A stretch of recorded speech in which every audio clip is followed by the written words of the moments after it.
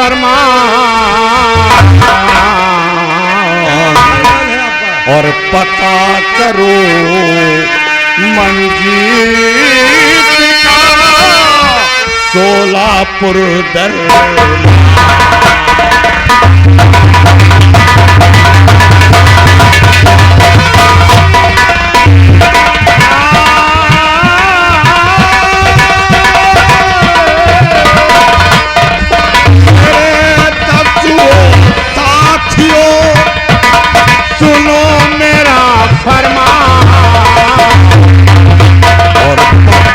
करो मंजीत का सोलापुर दरबार।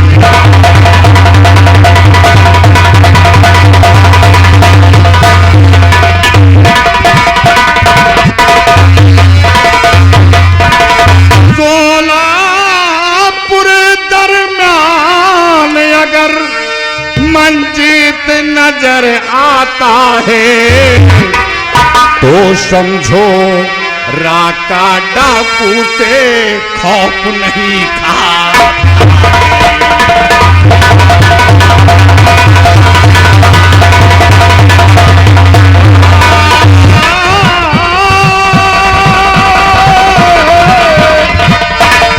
सोलापुर दरम्यान अगर मंजीत नजर आता है तो समझो राका डाकू से खौफ नहीं था।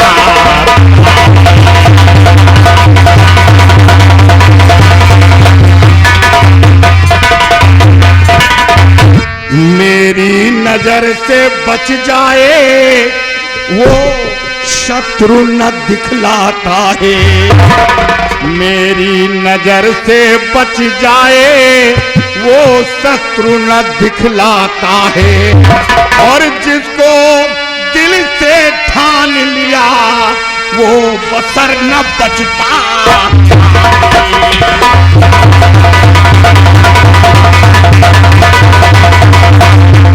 और जिसको दिल से ठान लिया वो बसर न बचता।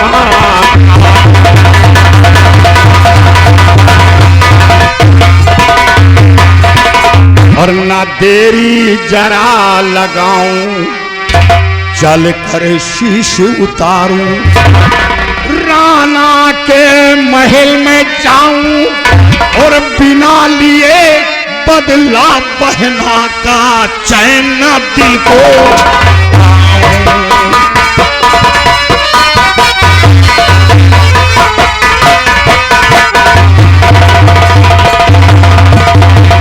नौजवान साथियों, आज हम सोलापुर चलकर मंजीत का पता लगाएंगे कि वो कहां छुप कर बैठा है और जब तक मंजीत मारा नहीं जाता मेरे दिल को चैन नहीं है। तैयार हो जाओ। जय मां।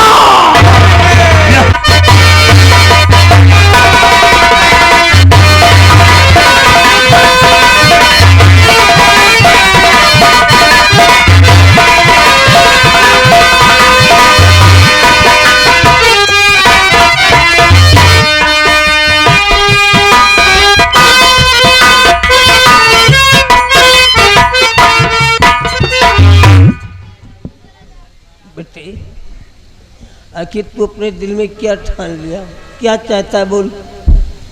आज कई दिनों से ये भोजन की थाली तेरे पास लेके आता हूँ समय समय पर और तू खाने से इनकार कर रहा है। आखिर जीने के लिए कुछ न कुछ तो खाना ही पड़ेगा ना बेटा। और तेरे गम में ये तेरा बूढ़ा बाप भी भूखों मर रहा है। जब एक जवान बेटा कुछ खाए पिएगा नहीं तो बाप कैसे निवाला तोड़ सकता है बेटा। तेरे गम में मेरी भी सांसों से मेरी जान निकल रही। अब तो मैं तेरा भार भी नहीं उठा पा रहा हूँ। कम से कम अपने लिए नहीं अपने बाप के लिए तरस का बेटा। कुछ खा ले बेटा, सांसों से मेरी जान निकल रही है। मेरे लिए खा ले बेटा।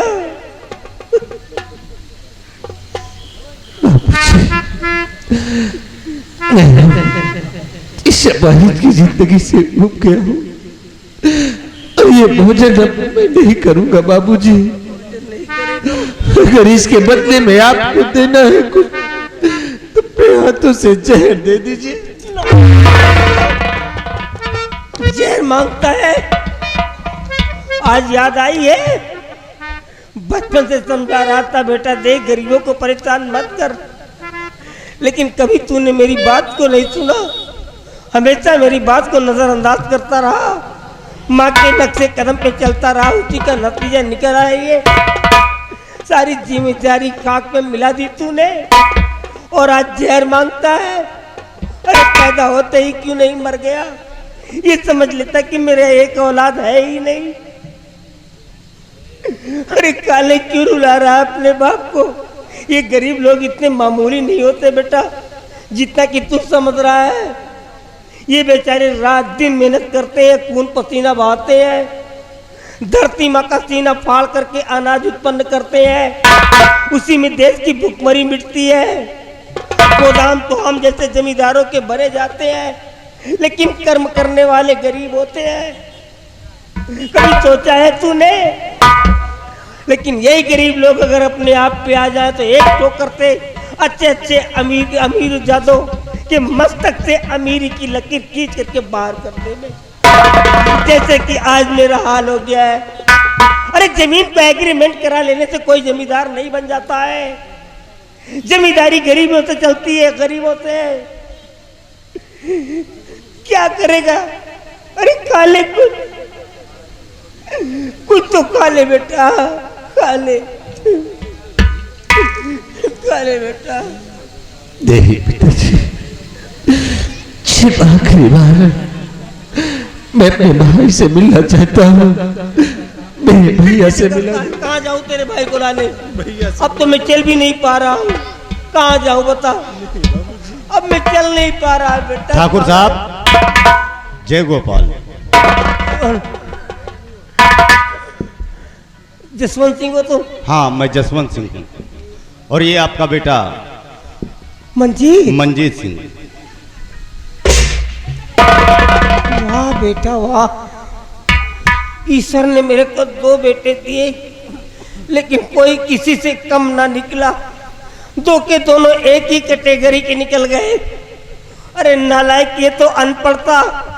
मान लिया किसने गलती कर दिया, लेकिन तू तो पढ़ा लिखा था।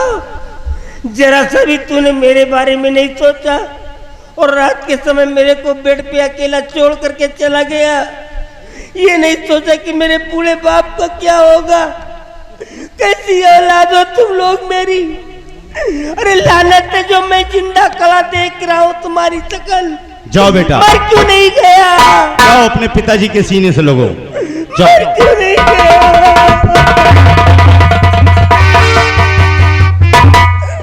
मेरा बेटा, मेरा बेटा।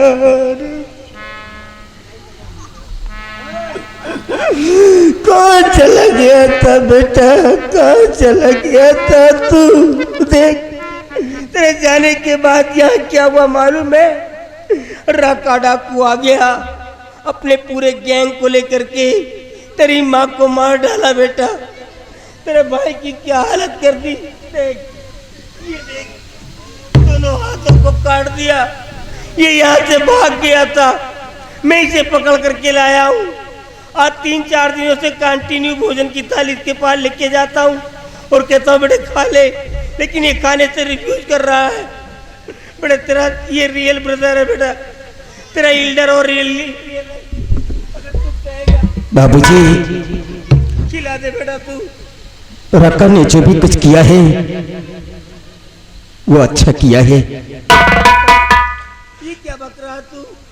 आप इसे हमारा बड़ा भाई कहते हैं। भाई नहीं, भाई के रूप में एक कसाई पापा। आप जानना चाहते हैं कि हम बाप बेटे के नाम मौजूदगी पर ये माँ बेटे ने क्या गुल खिलाया है? क्या किया है?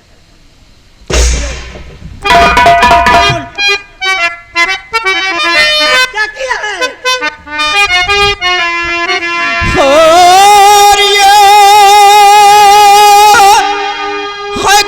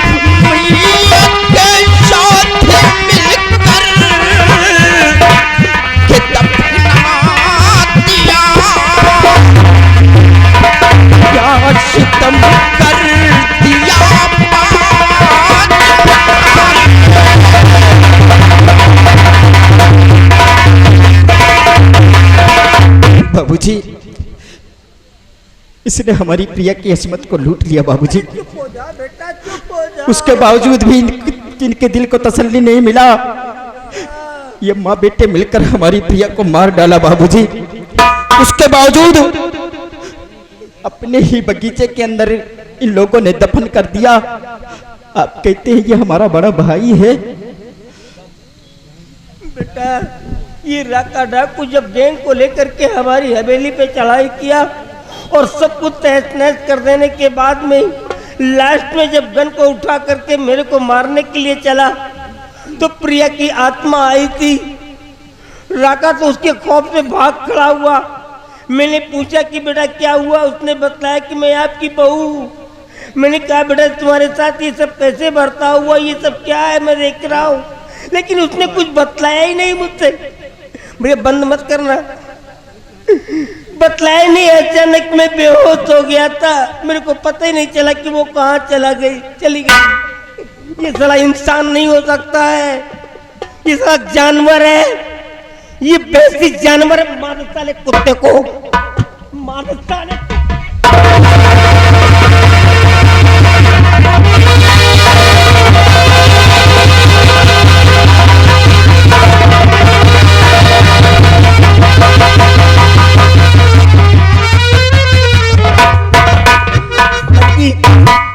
अगर तू मेरा असल बेटा है तो छोड़ दे इस स्वर्ण को, काट दूंगा साले के गर्दन को। मैं इसको जिंदा नहीं छोड़ूंगा। मैं ठाकुर का बच्चा हूँ, काट दूंगा मैं इसको, मैं छोड़ूंगा नहीं इसको। और बाबूजी अगर आप मुझे अपना बेटा समझते हैं तो छोड़ दीजिए इस शमशीर को।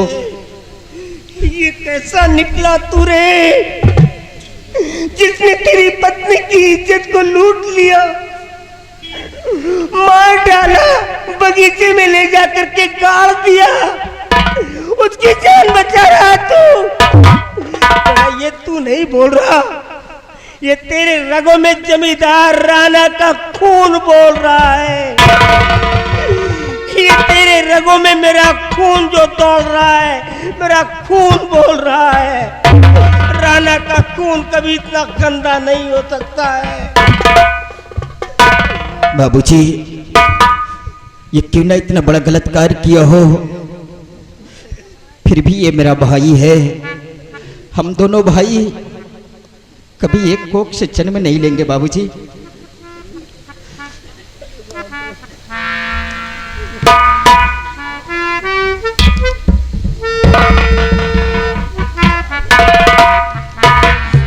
मेरे भाई, हम दोनों सगे भाई थे, एक खून मांस के थे, एक कोख से जन्म लिए थे। यहाँ तक कि एक स्तन से दूध तक हम लोग पिए थे। बड़ा भाई पिता तुल्य होता है। पहला पिता वो जो जन्मदाता होता है और दूसरा पिता वो जो छोटों की उंगली पकड़ कर चलना सिखाता है। मैंने आपको भाई की नजर से नहीं, हमेशा बाप की नजर से देखा था भैया। हमारी पत्नी तुम्हारी बहू थी। बहू का मतलब जानते हो भैया? बहू का मतलब होता है बेटी। और आप इतने गंदे नेचर के निकल गए कि अपनी बहू के संग में ही इतनी बड़ी गंदी हरकत किया। उसके बावजूद भी तुम्हारे दिल को तसल्ली नहीं मिला, उसे मार डाला भैया। काश अगर आज रामू की बहन का खून न किया होता और हमारी प्रिया की अस्मत लूट कर उसे मारा ना होता तो आज ये तुम्हारा हाल ना होता भाई। मंजीत पेशेंट में बेटा, किसको समझा रहा है? किसको समझा रहा था? बड़े समझाया इंसानों को जाता है, जानवरों को नहीं। और ये आदमखोर जानवर है। आदमखोर जानवर वो होता है बेटा जो इंसानों के मांस को खा करके अपनी भूख मिटाता है और इंसानों के खून को पी करके अपनी प्यास। ये वो आदमखोर जानवर है। आउट मंजीत, मैं शूट कर दूंगा साले को।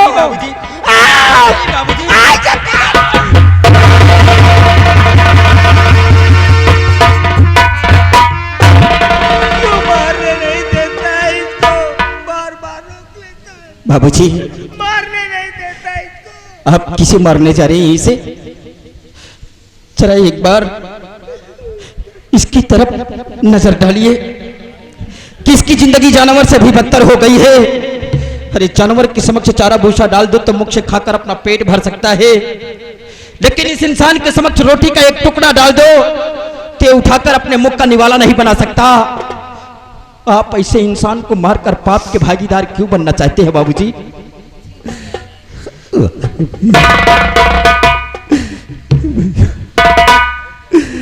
क्यों मुझे बचा रहे?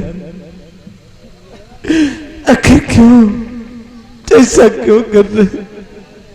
क्योंकि मुझे जीने का कोई हक नहीं है। इस जिंदगी से मरना ही बेहतर है। भैया, आज मेरी जान को बचा रहे हो तो जिसने तुम्हारी खुशियां छीन ली हो, जिसने तुम्हारा हरा भरा चमन उजाड़ दिया हो, आज उसकी जान बचा रहे हो। लेकिन कहते हैं एक खून खून को ही होता है। आज एक खून खून को बचा रहा है। भैया, अब तो मैंने जो कुछ किया उसके कर्मों का फल भुगत रहा हूं, लेकिन मैं अब तुम्हारी प्रिया को तो वापस नहीं ला सकता हूं। लेकिन आज ये तुम्हारे पापी भाई का सर तुम्हारे कदमों में झुक रहा है। काट दो मेरा शीश और अपनी प्रिया का बदला चुका लो, क्योंकि अब मैं जीना नहीं चाहता।